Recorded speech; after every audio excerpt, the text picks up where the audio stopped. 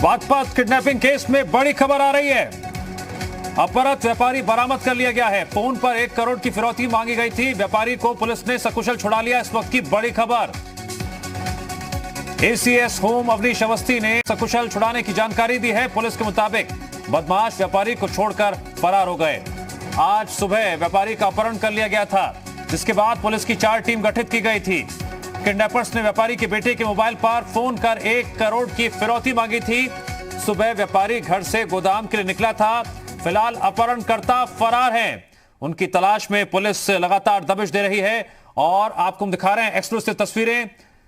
Police ने अपहृत व्यापारी को बरामद कर लिया है। सकुशल बरामदगी हो गई है और अपहरणकर्ताओं के बारे में पुलिस जानकारी जुटा रही है, क्योंकि वो व्यापारी को छोड़कर फरार हो गए। पुलिस ने जहां एक तरफ चारों तरफ से घेराबंदी कर रखी थी, सर्च अभियान चलाया जा रहा था, अपहरणकर्ता भी क्या डरे हुए थे। डर के मारे व्यापारी को छोड़कर वो फरार हो गए, या फिर इसके पीछे कुछ और भी बात हो सकती है। अभी कई सवाल हैं जिनके जवाब सामने आना बाकी है, लेकिन सबसे अहम बात, सुबह जिस व्यापारी का अपहरण किया गया था और उसके बाद व्यापारी के बेटे को फोन कर 1 करोड़ की फिरौती मांगी गई थी, उस व्यापारी को सकुशल बरामद कर लिया गया है। इस वक्त की बड़ी खबर। पवन सेंगर लगातार हमारे साथ जुड़े हुए हैं। पवन, पुलिस ने घेराबंदी कर रखी थी, 4 टीम गठित की गई थी। आखिरकार अपहृत जो व्यापारी है उसको उसकी लोकेशन का पता चला और उसके बाद सकुशल उसे बरामद कर लिया गया है। पुलिस को बड़ी सफलता मिली है। अब बिल्कुल सही कहा आपने, क्योंकि बड़ी सफलता है। जिस तरीके से व्यापारी का अपहरण किया गया, 1 करोड़ की फिरौती मांगी गई और बागपत से लेकर के लखनऊ तक व्यापारियों में आक्रोश था। मुख्यमंत्री योगी आदित्यनाथ ने पूरे मामले को संज्ञान में लिया। एसीएस होम ने मॉनिटरिंग की और उस व्यापारी को सकुशल बरामद कर लिया गया है। हालांकि जो घटनाक्रम था, उस घटनाक्रम से पता चलता है कि जो प्लानिंग थी वो पहले से थी, क्योंकि बकायदा रेकी किया गया था उस व्यापारी के बारे में। कब निकलता है, कहां पे जाता है, किस तरीके की कार्यविधि है उसकी, किस तरीके से उसका अपहरण करके और सकुशल वहां से निकल जाने की प्लानिंग थी। लेकिन पुलिस का दबाव था। पुलिस लगातार सर्च अभियान कर रही थी, नाकेबंदी करने का काम किया और जो अपराधियों के पास इनपुट पहुंच रहा था, उसके मुताबिक अपराधी इस बात को जान चुके थे कि अब उनका बचना नामुमकिन है। लिहाजा उन्होंने ये सोचा कि इस व्यापारी को सकुशल छोड़ करके निकल लेने में भलाई है। लेकिन मेरी अधिकारियों से बात हुई है, उनका साफ तौर पे कहना है कि उनकी जो पहुंच है वो जल्द से जल्द अपराधियों तक पहुंचने की है और अपराधी अभी पुलिस के रडार पे हैं। निश्चित तौर पे ये मान करके चलिए कि थोड़ी ही देर में उन अपराधियों के बारे में भी आपको खबर मिल सकती है कि वो अपराधी कहां पे छुपे हैं, किस तरीके से पुलिस उनको पकड़ने का काम कर रही है। क्योंकि उत्तर प्रदेश की राजधानी लखनऊ से इस पूरे मामले की मॉनिटरिंग की जा रही है। एसीएस होम लगातार इस बारे में उत्तर प्रदेश के मुख्यमंत्री को ब्रीफिंग दे रहे हैं, बता रहे हैं कि इस घटना को किस तरीके से पुलिस ने वर्क कहा जाए कि उसको किस तरीके से पूरी तरीके से जो व्यवसायी है उसको सकुशल बरामद करने का काम किया है, उसको लाने का काम किया है। मैं रोकना चाहूंगा आपको। बागपत से एसपी अभिषेक सिंह जी हमारे साथ फोन लाइन पर जुड़ गए हैं। अभिषेक सिंह जी, स्वागत है आपका जी उत्तर प्रदेश उत्तराखंड पर। और सबसे पहले आपकी टीम को बधाई, मात्र 7 घंटे में आपने केस को सॉल्व कर दिया। जी थैंक यू। इसमें हमने जैसे ही हमें सूचना मिली थी, इसमें हमने तत्काल 8 टीमें लगा दी थी और इसमें यूपीएससी के द्वारा भी हमें एक टीम उपलब्ध कराई गई थी। इसमें चारों तरफ आईजी रेंज सर और एडीजी जोन सर के निर्देशन में कार्रवाई हो रही थी।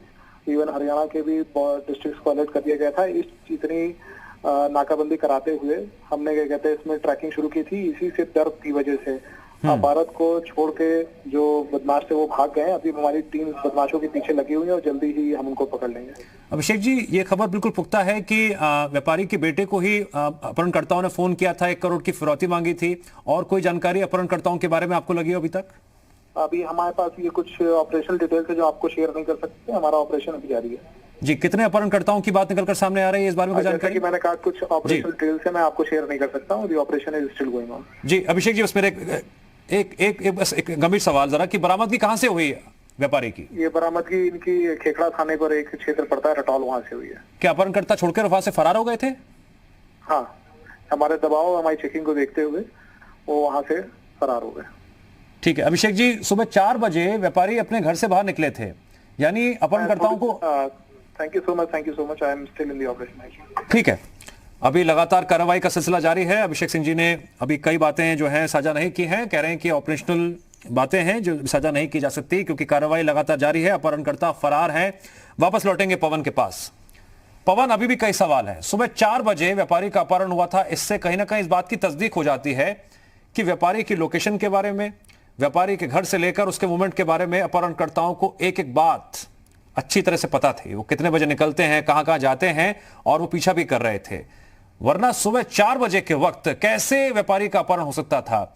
दूसरी अहम बात यह हो जाती है इस पूरे केस में कि अपहरणकर्ता जब पुलिस की घेराबंदी से डर जाते हैं, यानी कि वो कोई प्रोफेशनल अपराधी थे, ऐसा भी नहीं लग रहा है। ऐसा भी नहीं लग रहा है कि पहले भी उन्होंने किसी वारदात को अंजाम दिया हो। कई अभी सवाल हैं जिनके जवाब सामने आना बाकी है। देखिए, अगर कप्तान की बात पे आप जाएंगे तो आपको बिल्कुल साफ नजर आएगा कि कप्तान और जो 8 टीमें जिसका जिक्र वो कर रहे हैं, वो पूरी टीम उन अपराधियों के बहुत करीब है। यानी ऑपरेशन अपराधी पकड़ने का जो है वो बहुत जल्द आपको उसकी सूचना मिल सकती है। दूसरी बात, जिस बात को लेकर के आप जिक्र कर रहे हैं कि क्या वो अपराधी पेशेवर नहीं थे, क्या अपहरणकर्ता पहली बार इस तरह के घटना को अंजाम दिए हैं, तो ऐसा बिल्कुल नहीं हो सकता है। हो सकता है कि वो अपराधी इस बात को जान चुके हो कि घेराबंदी से वो बच नहीं सकते। अगर हम लोग यहां से नहीं निकलते हैं या रूट चेंज नहीं करते हैं तो बचना शायद मुमकिन नहीं होगा। इस वजह से जो अपहरणकर्ता हैं उन्होंने उस व्यक्ति को छोड़ करके वहां से भागने के बारे में सोचे। दूसरी बात कि अपहरणकर्ता जो सीधे टच में थे, जिस व्यवसायी को उठा करके ले जाने का काम किया था, उनको सीधे तौर पर एक दूसरे को दोनों लोग नहीं जानते हैं। यानी जो अपहरणकर्ता हैं वो व्यवसायी को सीधे तौर पे नहीं जानते, व्यवसायी अपहरणकर्ता को सीधे तौर पे नहीं जानते। यही वजह है कि अपहरणकर्ताओं ने उनको छोड़ने का काम किया ताकि अगर बाद में पूछताछ होती है तो निश्चित तौर पे वो हुलिया बता सकते हैं, उनका स्केच बनवा सकते हैं, उनके बारे में बता सकते हैं, बातचीत का ब्यौरा दे सकते हैं, लेकिन सीधे तौर पे नहीं बता सकते कि वो कौन व्यक्ति था, कहां से आया था, हरियाणा से था, दूसरे स्टेट से था, उत्तर प्रदेश से था, उनका करीबी ठीक है था। पवन, आप बने रहे हमारे साथ। बड़ी खबर आ रही है जी उत्तर प्रदेश उत्तराखंड पर बोले बागपत के एसपी अभिषेक सिंह। रटौल इलाके से हुई है व्यापारी की बरामदगी। इस वक्त की बड़ी खबर, अपहरणकर्ता फरार होने में कामयाब रहे लेकिन सकुशल व्यापारी को बरामद कर लिया गया।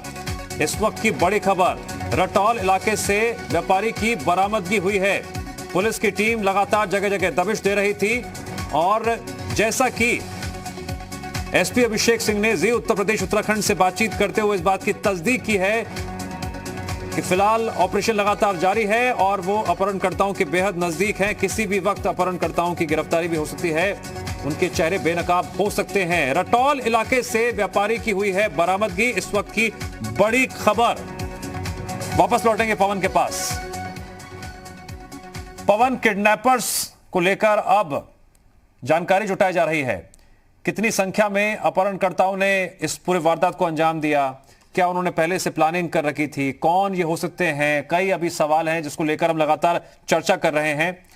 बेहद अहम हो जाता है ये मामला क्योंकि बागपत में इससे पहले भी व्यापारी के साथ घटना हो चुकी है।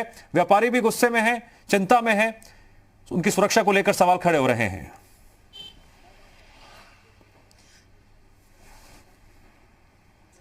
देखिए, जो अब पुलिस के सामने चुनौती है वो ये है कि जो अपहरणकर्ता थे उनके बारे में जानकारी, उनको जल्द से जल्द पकड़ा जाना, उनके पीछे कौन है, कि इतने दिनों से इस पूरे मामले को लेकर के वो लोग रेकी कर रहे थे, कितने लोग इस पूरी घटनाक्रम को अंजाम देने में शामिल थे, कब से इस पूरे प्रोसीजर पे लगे थे, क्या कोई करीबी भी व्यवसायी का उनके साथ मिला हुआ है। क्योंकि एक बात बिल्कुल साफ है कि अपहरण की जो भी घटनाएं होती हैं उसमें कोई ना कोई ऐसा व्यक्ति जरूर होता है जो अपहरण किया हुआ व्यक्ति होता है, उसके बारे में पूरी जानकारी लीक करने का काम करता है। किस तरीके का व्यवसाय है, कैसे पैसा ले आने का काम करते हैं, इनका इनकम कितना है, इनके किस तरीके से गतिविधि है, कार्यशैली क्या है, कब उठते हैं, कितने बजे वॉकिंग के लिए जाते हैं, कितने बजे ऑफिस के लिए जाते हैं, कितने बजे बैंक के लिए जाते हैं, तमाम ऐसे डेटा होता है जो उनके